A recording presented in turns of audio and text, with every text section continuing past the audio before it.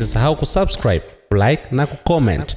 Machungu aliyopitia klabu ya Simba kwa misimu 4 mfululizo yameanza kuonekana ndani ya wapinzani wao Yanga kwa kuonyesha dalili zile zile zilizokuwa kwa watani wao. Simba ndani ya kipindi hicho misimu 4 ilikuwa katika wakati wa kulia wa kusaga meno wa kutofanya vizuri katika ligi kuu Tanzania bara. Hali iliyosababisha kufukuza makocha kila kukicha, kusajili na kuacha wachezaji katika kila msimu. Wakati Simba inapitia katika kipindi hicho, watani wao Yanga walikuwa wanaogelea katika nchi ya maziwa na asali, kwani walidumu na makocha wachache huku kukiwa na kikosi bora, huku wachezaji waliowaongeza walikuwa moto kama aliowakuta. Katika kipindi cha misimu 4 iliyopita, klabu ya Yanga ilitawala soka la Tanzania kwa kutoa mataji 4 ya ligi kuu Tanzania bara kuanzia msimu 2021-2022 hadi 2024-2025. Wakati huo watani wao Simba wakiwa na hali mbaya. Yanga haikuwa bora kwenye soka la Tanzania tu, ilifanikiwa kupiga hatua mpaka kwenye michuano ya kimataifa kufuatia kucheza fainali ya kombe la shirikisho Afrika msimu 2022-2023.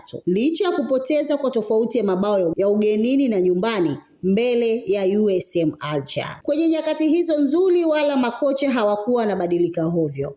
Ni makocha wawili tu, Mohamed Nasruddin Nabi na Miguel Gamondi, ndio walipeleka shangwe Jangwani kabla ya kupokelewa kijiti na Milord Hamdi. Wakati mashabiki wa Yanga wakiwa kwenye furaha kutokana na matokeo ya timu yao, Simba walikuwa vichwa chini, kwani habari walizokuwa nasubiri kuzisikia katika kila dirisha la usajili ni nani ametimuliwa, nani anakuja kuchukua nafasi yake, huku wakiwa hawana uhakika kama atafanya vizuri. Simba baada ya sajili ya timua ya wachezaji na makocha msimu huu 2025-2026 haikuanza vizuri, hivyo walilazimika kuachana na kocha wao Fadlu Davis aliyetumikia kwa siku 444 na nafasi yake kuchukuliwa na Dimitar Pantev ambaye pia mambo hayakumwendea vizuri, naye alitimuliwa. Baada ya kuanza vibaya msimu huu, Simba alifanya maboresho ya kikosi chao kwenye dirisha dogo chini ya kocha Steve Barker kutoka Afrika Kusini aliyekuwa kikinoa kikosi cha Stellenbosch kilichotinga hatua ya nusu fainali kombe la shirikisho Afrika msimu 2024-2025. Mbali na kusajili kwa kocha mpya, lakini Simba iliongeza nyoka kama Libas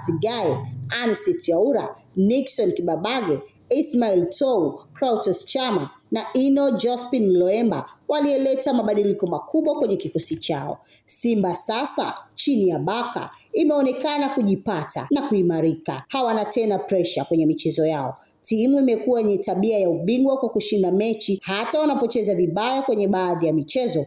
Ukweli, usajili wa dirisha dogo umewalipa. Wakati Simba ikiimarika, watani wao wa jadi Yanga wameanza kupita njia ambazo wapinzani wao walipita, wakati hali ni ngumu, kwani wameanza kubadilisha makocha na wachezaji ambao kwa bahati mbaya zaidi wameshindwa kuwapa wanachokitaka. Dalili hizi zilishaanza kuonekana toka kwenye msimu uliomalizika kwa kusajili idadi kubwa ya wachezaji na baada ya muda mfupi kuwaondoa wote, kufuatia kuonekana kuwa wachezaji wa kawaida ambao wameshindwa ushindani ndani ya kikosi. Msimu huu tu Yanga imeacha wachezaji kama Celestine Okwa, Bara Musa Konte, Andy Boyel na Mohamed Dombia ambao wote walisajiliwa kwenye dirisha kubwa la usajili kabla ya kuanza kwa ligi kuu msimu huu. Mpaka mzunguko wa kwanza wa ligi kuu unakamilika kwenye msimu huu 2025-2026 baada ya michezo 15 kukamilika kwa baadhi ya timu, Pedro Goncalves anakuwa kocha wa 3 kuiongoza Yanga huku ikiwa bado haionyeshi matumaini. Yanga msimu huu ilianza chini ya kocha Romain Folz ambaye alidumu kwa siku 91. Mara baada ya kuongoza timu hiyo kwenye michezo 7,